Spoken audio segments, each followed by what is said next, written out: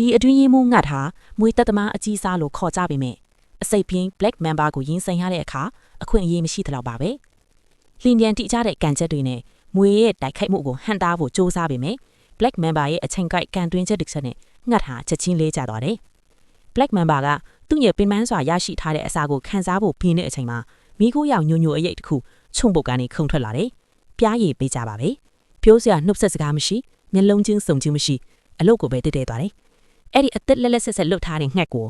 အတွက်လူယူဖို့ရည်ရွယ်ပြီးအေးအေးဆေးဆေးချီတက်သွားတယ်တကယ်တော့ Black Member ဟာသူ့ရဲ့အစာကိုတခိုးတယောက်ကလာလူမယ်ဆိုတာလက်မခံနိုင်ပါဘူးသူမဟာဒိုးသားတကြီးနဲ့အစိတ်ပြင်းစွာစက်တိုက်ခိုက်တယ်ဒါပေမဲ့ဒါကထူးဆန်းတဲ့အပိုင်းပါ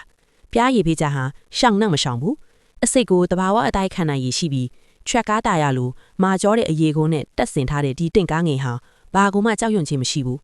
မွေးရဲ့ပြင်းထန်တဲ့ပြတ်တာမှုဟာရိုးရိုးသားသားဖိတ်ခေါ်ချက်တစ်ခုမြောက်တာပါ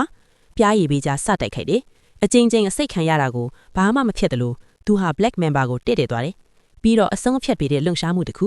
ခေါင်းကိုတန့်ရှင်းစွာကြိုက်လိုက်တယ်မြန်တယ်ထိရောက်တယ်ဇလန်တိုးမြင်စရာမလိုဘူး